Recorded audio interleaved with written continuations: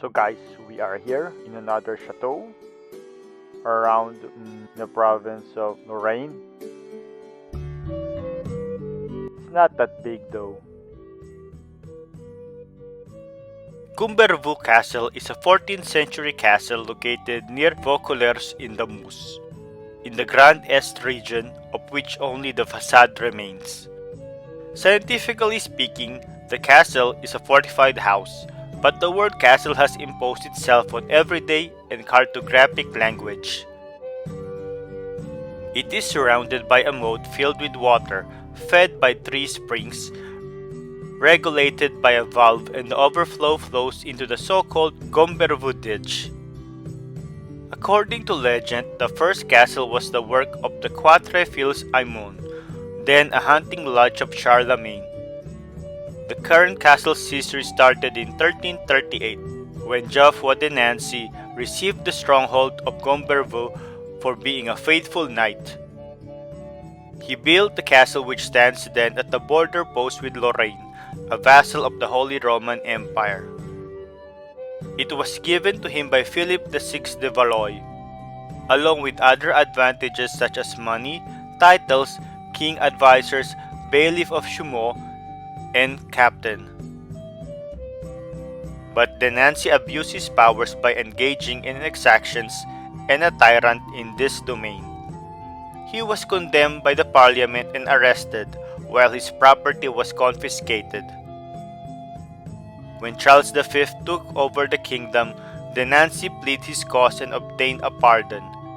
In 1366, he recovered the castle but not his territory. His titles were restored, but his power was seriously diminished.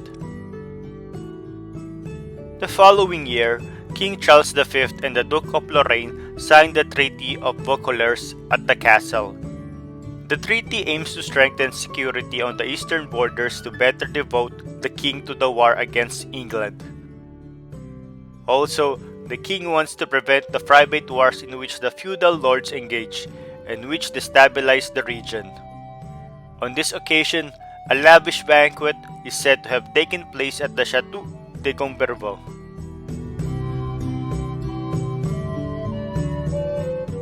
Geoffrin, sometimes called Geoffroy II, eldest son of Geoffroy de Nancy and Agnes de Poligny, was knighted in 1380 and became the Lord of Gombervaux, along with his 2 brothers Jean and Gerard. Around 1428, Jean de Nancy marries Eustache de Bernecourt, the famous knight of Charles VII and the gang leader who scoured the region of Champagne for many years. His reputation was a bit problematic, but it allowed the lords of Gombervaux to considerably increase their wealth and power. One of their descendants, Nicole de Vernecourt, inherited the castle and married Pierre de Salas in 1490. De Salas was a chamberlain to René II, Duke of Lorraine, and he fought brilliantly alongside the Duke at the Battle of Nancy in 1477. In 1573, the Lord of Gombervaux, Jean de Salas, was assassinated by Jean IX, Count of Salm, Governor of Nancy, and Lord of Domremy, following an inheritance dispute. Then, later on came Simon de Mion, a councillor of state and chamberlain to the Duke of Lorraine, Charles III. He became Lord of Gombervaux in 1594 through his marriage to Antoinette de Salas, Canoness of Remiremont. She was the last great family to own the castle. In 1617, the great lords of the kingdom rise upon Marie de Medici and her favorite Concini. Occupied by insurgents, the castle of Gombervaux was liberated by the Vauquerois after 13 days of siege. During the 30 Years' War, France plans to destroy the castle so that it does not fall into the hands of the Duke of Lorraine, an ally of Austria, but it failed. Finally, in 1769, the castle was abandoned as a stately residence. It was later used as a stone quarry, rented out, and then sold in 1843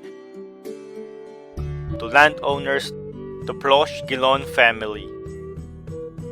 On August 24, 1954, the castle is listed in the Supplementary Inventory of Historic Monuments of France.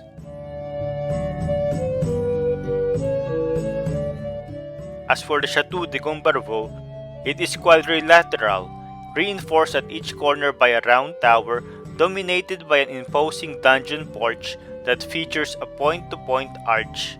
It has 5 floors.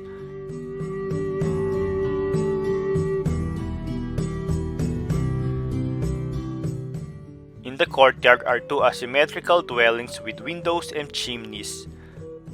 The main door has a pointed arch doubled by a semicircular arch.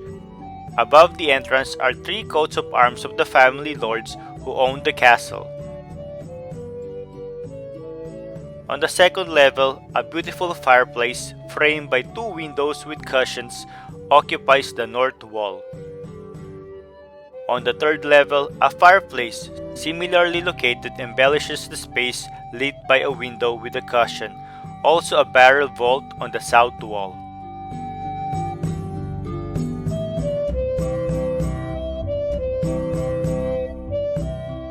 On the fourth level, a window has a lintel with moldings. The top of the keep has 9 battlements.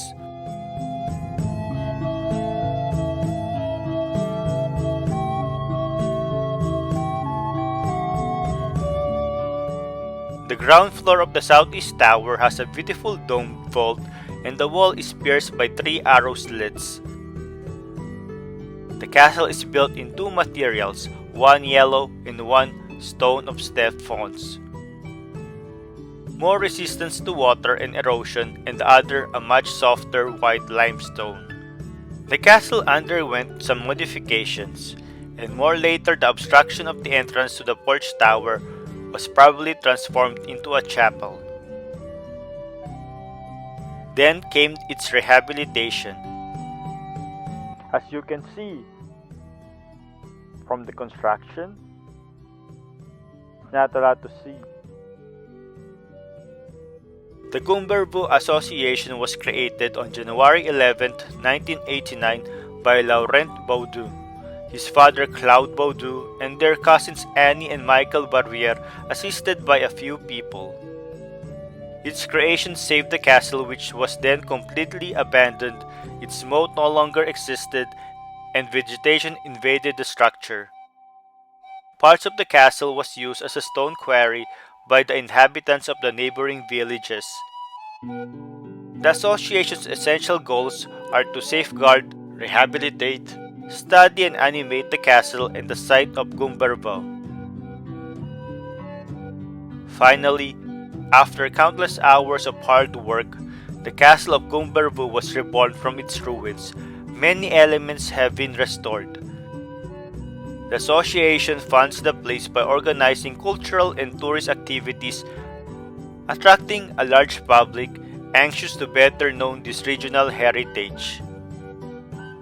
On March 21, 1994, the Chateau de Gombervaux is classified as a historic monument by a ministerial decree. Today, the restoration is still ongoing, as you can see, and there's still plenty of work to be done. The castle itself and its surroundings is a spitting image from a painting that embodied the olden times. Its location, the tranquility of the area will definitely give you the experience of going back in time. It won't be possible without the Association of Gombervaux, who cared for this historical structure for the future generations to enjoy and experience.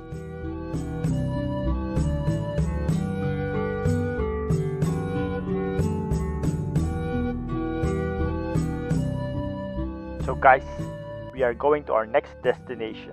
See you!